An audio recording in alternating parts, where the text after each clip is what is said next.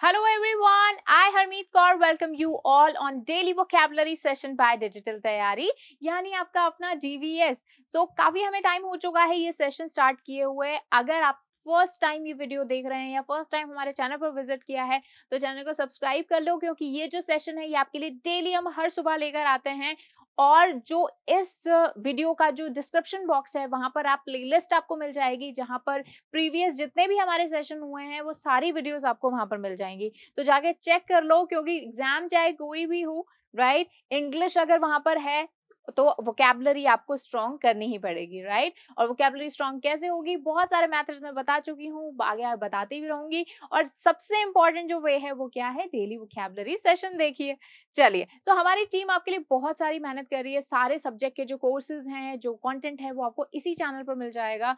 तो चैनल को सब्सक्राइब करना बिल्कुल मत भूलना। अगर कॉम्पिटिटिव एग्जाम्स की तैयारी कर रहे हो तो ये चैनल आपके लिए एक सिंगल प्लेटफॉर्म हो सकता है जहां से आप अपनी पूरी तैयारी कर सकते हो, राइट। चलिए, तो वीडियो को आगे बढ़ाते हैं। जैसा मैं हमेशा बोलती हूँ, आपके कोई भी कमेंट्स हो, क्वेरीज हो, आप मुझे कमेंट बॉक्स में बता सकते हैं। मैं सारे के सारे जो आपके कमेंट्स है ना वो देखती हूँ और उनका ट्राई करती हूँ कि सारी की सारी क्वेरीज आपकी आंसर कर पाऊँ, स्पेशली वो क्वेरीज जो कि एग्जाम्स के लिए इंपॉर्टेंट है। तो ये जो क्वेरी थी ये पूछी है अरशद मिंटो ने। इन्होंने पूछा है, ma'am please elucidate the difference between affected and effected. Okay, चलिए। इस वर्ड का मीनिंग मैं आऊंगी बाद में अफेक्टेड और इफेक्टेड पे भी, लेकिन उससे पहले मैं बताऊंगी डिफरेंस। इस वीडियो में बताने वाली हूं मैं difference affect and effect. Okay, affect and effect, ज्यादा प्रोनाउंसिएशन में ज्यादा डिफरेंस नहीं है, बस एक ए और ई का डिफरेंस है। अच्छा, अब बात करते हैं कि इन दोनों का मीनिंग क्या होता है। सबसे पहले अफेक्ट एंड इफेक्ट दोनों का मतलब होता है प्रभाव, यानी किसी चीज को इन्फ्लुएंस करना, किसी चीज पर प्रभाव डालना, वो क्या हो जाएगा, अफेक्ट। ओके, चलिए अभी दोनों वर्ड्स की हम बात करते हैं। तो देखिए, इफेक्ट जो है उसका मोस्टली जनरली यूज किया जाता है एक नाउन की तरह, ठीक है, यानी एक संज्ञा की तरह, राइट। ये जो अफेक्ट है इसका यूज किया जाता है वर्ब की तरह, ठीक है। ये सबसे बड़ा डिफरेंस है और इसी की अभी हम डिटेल में बात करने वाले हैं कि अफेक्ट क्या है, एक वर्ब है, और इफेक्ट क्या है, एक नाउन है। अब ये नाउन और वर्ब का कैसे डिफरेंस हुआ, तो मैं जल्दी से एक छोटा सा सेंटेंस लिख देती हूँ, आपको वो फिलअप करना है, ठीक है। जैसे कि drought had a nasty dash on the crops, ठीक है। चलिए, ये आपके लिए सेंटेंस है कि drought had a नेस्टी dash on crops, कि ड्राउट ने क्या रखा, एक नेस्टी का मतलब होता है बहुत ही बुरा, very bad, dash on crops, ठीक है। यहाँ पर जो वर्ड फिल होगा कि यहाँ पर हम कौन सा वर्ड यूज करेंगे, ड्राउट हैड अ नेस्टी, क्योंकि अब यहाँ पर ए यूज हुआ है और आगे नेस्टी लगा हुआ है, तो यानी प्रभाव डाला, तो यहाँ पर जो वर्ड आएगा वो एक नाउन वर्ड आएगा। क्यों, पहली बात तो आर्टिकल यूज हुआ है और दूसरा किसी चीज ने प्रभाव डाला है, राइट। तो प्रभाव पड़ना यानी एक नाउन हो गया, ठीक है। नाउन यहां पर आएगा तो यानी कि यहां पर क्या आएगा, effect. Okay, drought had a नेस्टी effect on crops. Drought ने कैसा प्रभाव डाला है क्रॉप्स पर, नेस्टी यानी बहुत ही ज्यादा बुरा, राइट। यहां पर आ गया इफेक्ट। अभी इसी सेंटेंस को मैं लिखती हूं दूसरी तरीके से, ठीक है। तो देखते हैं इसका मीनिंग बिल्कुल चेंज हो जाएगा कि ड्राउट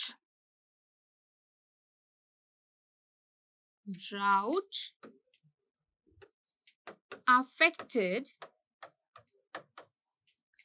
the crops nestily,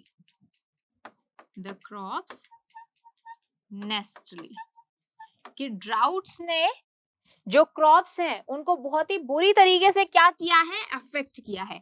अब यहाँ पर जो ये इफेक्ट यूज हुआ है ये एक वर्ब की तरह हुआ है, तो जहां जहां हमें इफेक्ट की वर्ब फॉर्म यानी पार्ट ऑफ स्पीच हमें क्या लगाना है, वर्ब लगाना है, और जहां पर हमने कुछ प्रभाव वाला वर्ड डालना है तो हम क्या यूज करेंगे, अफेक्ट ओके और जहां पर भी हमें नाउन वर्ड यूज करना है हम वहां पर इफेक्ट करेंगे।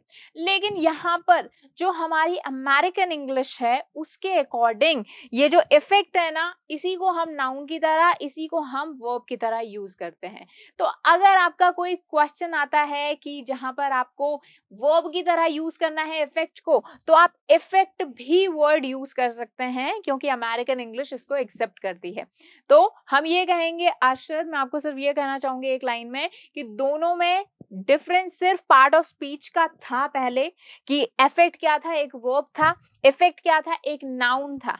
लेकिन अभी दोनों ही जो वर्ब और नाउन की तरह हम इस वाले इफेक्ट को यूज कर सकते हैं। तो अगर ये वर्ड आपने नहीं भी पढ़ा तो आपने ये वर्ड को आप वर्ब की तरह भी और नाउन की तरह भी यूज कर सकते हो। ठीक है, आजकल हम पढ़ते हैं ना इफेक्टेड, ठीक है, इफेक्टिंग या फिर इफेक्ट। ओके सो सारी चीजें ठीक है। ओके चलिए, तो ज्यादा टेंशन लेनी नहीं है। ओके सो अब यहाँ पर अर्शद मिंटो ने जो पूछा है इफेक्टेड और इफेक्टेड, यहाँ पर ये जो वर्ड है ना, ये क्या है, एक एडजेक्टिव की तरह यूज हुआ है। कोई चीज इफेक्टेड है, कोई चीज इफेक्टेड है यानी वो प्रभावित है किसी चीज से, यानी क्या लग गया, ये एक एडजेक्टिव हो गया। ठीक है, और अफेक्टेड भी सेम वर्ड हो गया। अफेक्टेड ये वर्ब की सेकंड फॉर्म हो गई, क्योंकि जो वर्ब की थर्ड फॉर्म होती है उससे हमारा क्या बन जाता है, एडजेक्टिव बन जाता है। तो यहाँ पर ये एक एडजेक्टिव हो गया और अफेक्टेड ये भी सेम एडजेक्टिव हो जाएगा, मतलब दोनों का सेम हो जाएगा। ठीक है, सो आई होप दोनों का डिफरेंस आपको समझ में आ गया होगा, इफेक्ट का एंड इफेक्ट का। एक वर्ब होता है, दूसरा नाउन होता है, लेकिन आजकल हम इफेक्ट को ही नाउन और वर्ब की तरह यूज करते हैं, तो दोनों ही चीजें सही है, राइट। चलिए, तो हम कह सकते हैं, नटशल में बोल सकते हैं, दोनों में ज्यादा डिफरेंस नहीं है, बस आपको यूज करना आना चाहिए। चलिए, नेक्स्ट वर्ड जो है हमारा वो है एल्ट्रुइज्म। ठीक है, एल्ट्रुइज्म का मतलब होता है किसी का भला करना। ठीक है, और ये हम किस में बात कर रहे हैं, नाउन में। सबसे पहले तो ये क्या है, एक नाउन है, यानी परोपकारिता, यानी किसी का परोपकार करने की आर्ट या क्वालिटी किसी में ऐसी होना कि वो सबका भला चाहता है या भला करता है। Okay so altruism. सिनोनिम्स इसके हो जाएंगे काइंडनेस, ठीक है, दया कह सकते हो, सेल्फलेसनेस यानी सेल्फलेसनेस यानी बिल्कुल भी पर्सन सेल्फिश नहीं है, दूसरों के बारे में सोचता है। ठीक है, सो सेल्फलेसनेस, काइंडनेस, एल्ट्रुइज्म, ये सारे क्या है, सिनोनिम्स हैं एक दूसरे के। एंटोनिम्स इसके हो जाएंगे सेल्फिशनेस, यानी अगर कोई पर्सन सेल्फिश है, अपने बारे में ही सोचता है, दूसरों से कोई मतलब नहीं है उसे, तो सेल्फिशनेस। मीननेस, मीननेस मतलब कोई पर्सन अगर मीन है यानी रूड है, अपने से मतलब रखता है। ठीक है, सो मीननेस। ओके अच्छा, एक चीज देखना कि एल्ट्रुइज्म है, तो एल्ट्रुइज्म क्या है, एक नाउन है, तो सेल्फिश इसका एंटोनिम नहीं हो सकता। क्यों, क्योंकि मैं हर वीडियो में बताती हूं कि अगर ये मेन वर्ड मैंने एक नाउन की तरह लिया है तो इसके सिनोनिम्स और एंटोनिम्स भी मैं एक नाउन ही बताऊंगी। सेल्फिश एक एडजेक्टिव है, ठीक है, तो एडजेक्टिव को हमें क्या बनाना पड़ेगा, एक नाउन बनाना पड़ेगा, तो इसीलिए मैंने इसका एंटोनिम क्या लिया है, सेल्फिशनेस। सेल्फिश नहीं होगा एल्ट्रुइज्म का, बल्कि क्या होगा, सेल्फिशनेस होगा। अगेन ये जो मीन है, मीन का मतलब होता है अपने से मतलब रखने वाला या फिर ऐसा पर्सन, तो यहाँ पर क्वालिटी बताई जा रही है, तो मीन क्या हो जाएगा, एक एडजेक्टिव, लेकिन मीननेस एक नाउन हो जाएगी, यानी एक पर्सन की क्वालिटी, तो ये इसका एग्जैक्टली एंटोनिम हो जाएगा, राइट। सो एंटोनिम्स और सिनोनिम्स क्या होते हैं, जिस पार्ट ऑफ स्पीच ये मेन वर्ड है, अगर ये एक वर्ब है तो इसके एंटोनिम्स सिनोनिम्स भी वर्ब होंगे, अगर ये एक नाउन है तो इसके एंटोनिम्स सिनोनिम्स भी नाउन होंगे, तो ये चीज आपको बहुत ज्यादा ध्यान रखनी है। ठीक है, यूज देख लेते हैं इसका कि हिज बेनेवोलेंट, ये वर्ड हम पहले भी कर चुके हैं, बेनेवोलेंट मतलब दूसरों का भला करने वाला, परोपकारी, कि his benevolent and altruistic nature made him very well known to everyone in this area. उसका जो ये बिहेवियर था बेनेवोलेंट और एल्ट्रुइस्टिक, ठीक है, उस नेचर ने उसको क्या किया, पूरी सोसाइटी के जो लोग थे, जो एरिया के लोग थे, सब उसे जानने लग गए थे।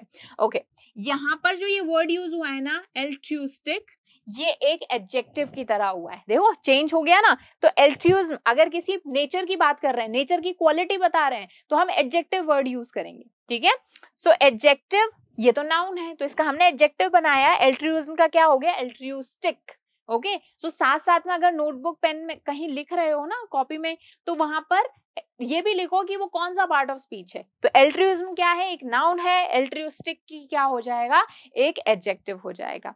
ठीक है, चलिए जी नेक्स्ट वर्ड देख लेते हैं। नेक्स्ट वर्ड है क्वारंटीन या quarantine. Quarantine is the right pronunciation. चलिए, ये तो बहुत बार हमने वर्ड देखा होगा, सुना होगा, स्पेशली 2020 और 2021 में। ओके, तो सबसे पहले क्वारंटीन एक नाउन है, सबसे पहले ये देख लो। ठीक है, क्योंकि हम तो क्या कर रहे हैं, वोकैबुलरी पढ़ रहे हैं, मेडिकल फील्ड में इसका मीनिंग भी जानेंगे, लेकिन उससे पहले आप देख लो, नाउन है ये एक, और एक ये वर्ब भी है। ठीक है, क्वारंटीन का मतलब होता है किसी को बिल्कुल अलग रखना, जो बाकी सारे लोग हैं उनसे बिल्कुल अलग रखना, या फिर लोगों से दूर कर देना, या सोसाइटी से जनरल पब्लिक से दूर कर देना, या फिर अकेले में कर देना, वो क्या होता है, क्वारंटीन। ओके, सो ये तो हो गया वर्ब।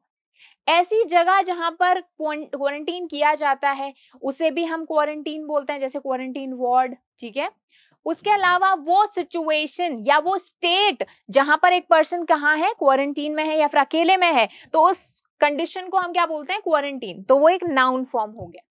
ठीक है, और उसके अलावा ये जो वर्ड है ये एक एडजेक्टिव की तरह भी यूज हो सकता है। जैसे मैंने आपको बताया क्वारंटीन वार्ड, यानी कैसा वार्ड, जो कि कैसा है, क्वारंटीन करने के लिए है। तो एक एडजेक्टिव, वर्ब और एक नाउन की तरह तीनों तरह से यूज कर हो सकता है। ठीक है, क्वारंटीन एक वर्ब भी है, इसकी फॉर्म्स चेंज हो सकती है, क्वारंटीन्ड, क्वारंटीनिंग। ओके, चलिए सिनोनिम्स इसके हो जाएंगे आइसोलेट। आइसोलेट करना यानी किसी को बिल्कुल अकेले में बंद कर देना या अकेले में कर देना।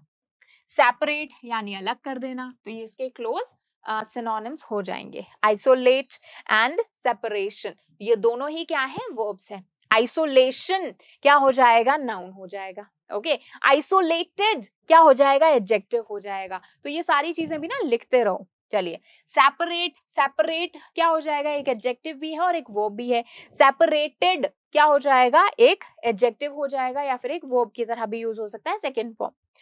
एंटोनिम्स इसके हो जाएंगे इंडिपेंडेंस। इंडिपेंडेंस मतलब आजादी, बिल्कुल आजाद हो, आप कहीं भी जा सकते हो। ओके, फ्रीडम, ये क्लोज तो नहीं बट हाँ बहुत दूर के एंटोनिम्स हो सकते हैं।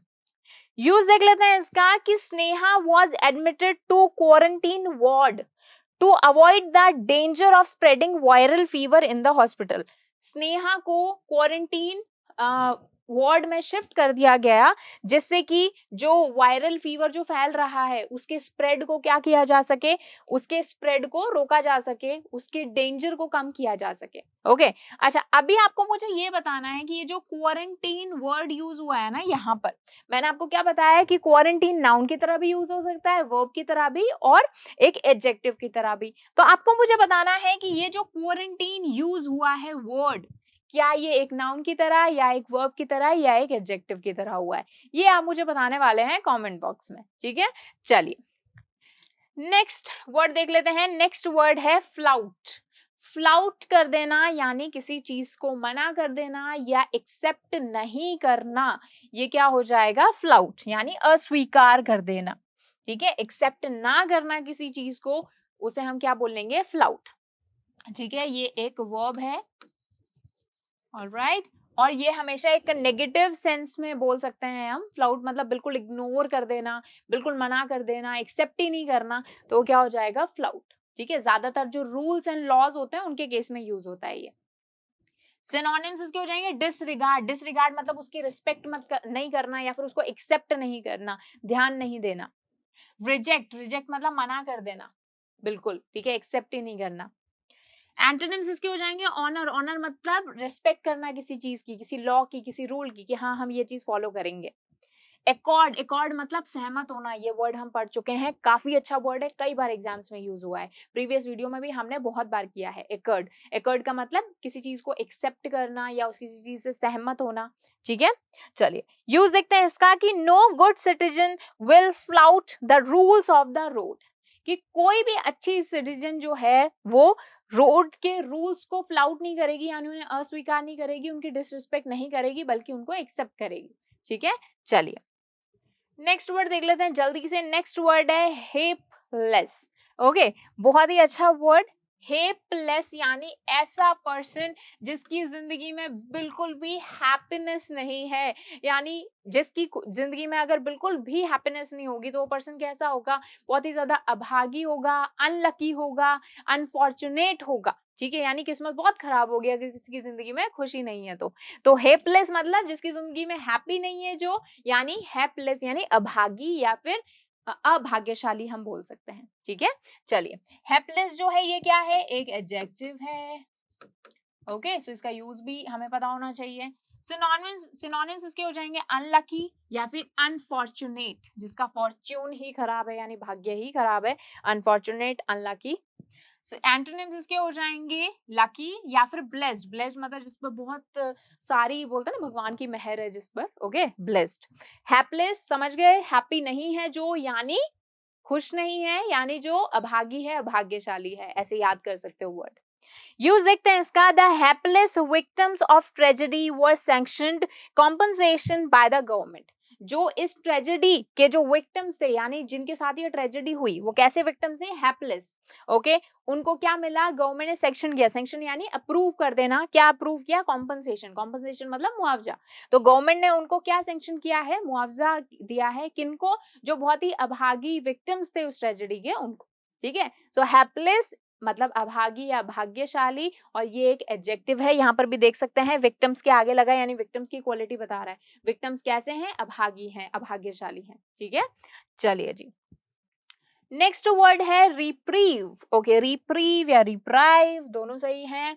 रिप्राइव का मतलब होता है दंड विराम। अब दंड विराम क्या होता है कि दंड मतलब किसी की पनिशमेंट, उस पनिशमेंट पर रोक लगा देना, विराम लगा देना, यानी किसी पनिशमेंट कम कर देना, किसी को माफ कर देना, ये क्या होता है, रिप्रीव करना यानी उसे छोड़ देना। ठीक है, जैसे जेल में कई बार होता है ना, किसी का बिहेवियर बहुत अच्छा होता है, जेल में बहुत ही अच्छे से वो बिहेव कर रहा है, तो उसको जल्दी उसकी जो सजा है ना वो कम कर देते हैं, तो यानी क्या वर्ड यूज होता है वहां पर, रिप्रीव। ओके, और ये क्या है, एक वर्ब है, ऑलराइट, एक क्रिया है, यानी रिप्रीव करना, किसी के दंड विराम लगाना यानी किसी की पनिशमेंट कम कर देना या उसे माफ कर देना, दोनों ही मीनिंग इसके हो जाएंगे। चलिए, सिनोनिम्स इसके हो जाएंगे रिलीज करना किसी को यानी छोड़ देना, एमनेस्टी, लेकिन एमनेस्टी एक क्या है, नाउन है। ओके, लेकिन वर्ड मैंने इसलिए लिखा है क्योंकि वर्ड इंपॉर्टेंट है, हम कर चुके हैं प्रीवियस वीडियो में, जाकर देख लेना अच्छे से।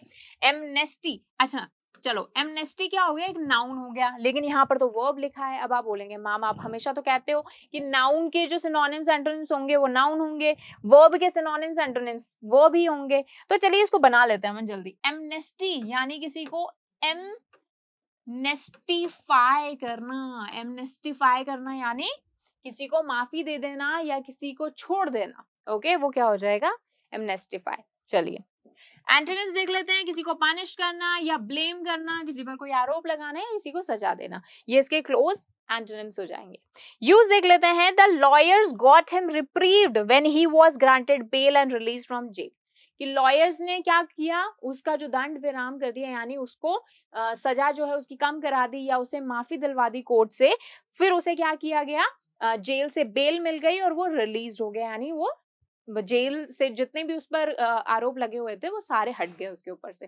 ठीक है, तो वो क्या हो गया, रिप्रीव्ड हो गया, दे गॉट हिम रिप्रीव्ड। अच्छा, ये जो रिप्रीव्ड है ना, यहाँ पर ये एक एडजेक्टिव की तरह यूज हुआ है, क्यों, क्योंकि लॉयर्स ने उसे क्या कराया, रिप्रीव्ड कराया यानी आरोपों से छुड़वा दिया। यहाँ पर ये क्या है, रिप्रीव्ड एक एडजेक्टिव की तरह यूज हुआ है। ठीक है, तो ये छोटी छोटी चीजें जो है ना, कि वर्ड वर्ब है या नाउन है या एडजेक्टिव है या एडवर्ब है, ये सारी चीजें हमें अच्छे से ध्यान रखनी है। ठीक है, सो यहाँ पर लॉयर्स ने उसे क्या किया, रिप्रीव्ड करवा दिया, यानी उसे सारे जो आरोप उस पर लगे हुए थे उनसे सारों से वो छूट गया। ओके, सो ये था हमारा वर्ड रिप्रीव। नेक्स्ट वर्ड है हमारा रिफ्ट। रिफ्ट का मतलब होता है किसी दो या तो किसी जमीन के बीच में दरार आना या फिर क्रैक्स आना, या फिर फिलोसफिकल बात करें तो रिफ्ट का मतलब दो पर्सन के बीच में कोई प्रॉब्लम आ जाना, मिसअंडरस्टैंडिंग्स हो जाना, राइट, जिसे भी हम दरार ही बोलते हैं, तो ये होता है रिफ्ट का मतलब। ठीक है, दो कंट्रीज के बीच में, दो लोगों के बीच में, दो पार्टनर्स के बीच में कोई प्रॉब्लम्स आ जाना, मिसकम्युनिकेशन आ जाना, मिसअंडरस्टैंडिंग्स आ जाना, तो उसे हम बोलते हैं रिफ्ट। ठीक है, चलिए सिनोनिम्स इसके हो जाएंगे, स्प्लिट यानी लगाव जो है वो कम हो जाना यानी अलग अलग हो जाना, क्रैक आ जाना यानी बीच में दरार आ जाना।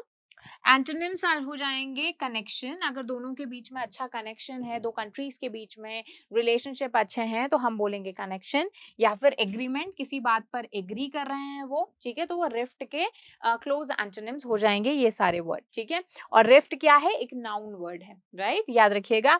यूज देख लेते हैं इसका कि the border dispute cause a rift between Canada and the US. Canada and और यूएस के बीच में जो बॉर्डर डिस्प्यूट चल रहे हैं उसकी वजह से दोनों के बीच में क्या आ गई है, रिफ्ट आ गई है, यानी दरार आ गई, यानी उनके रिलेशनशिप खराब हो गए, ठीक है। तो आई होप ये वर्ड याद रहेगा, रिफ्ट। तो ये थे हमारे कुछ इंपॉर्टेंट वर्ड्स। आई होप कोई ना कोई नया वर्ड सीखा होगा। कोई भी डाउट हो, प्रॉब्लम हो तो मुझे कमेंट बॉक्स में जरूर बता देना। और सबसे पहले जो मैंने पूछा था कि क्या मुझे ऐसी वीडियो बनानी चाहिए जिसमें मैं आपको कोई पर्टिकुलर मूवीज या सीरीज सजेस्ट कर सकूं या बुक सजेस्ट कर सकूं जिससे आप अपनी वोकैबुलरी या फिर अपनी इंग्लिश इंप्रूव कर पाए, तो मुझे वो भी चीज कमेंट बॉक्स में जरूर बताइएगा। Thank you so much. Please like, share, subscribe Digital Tayari.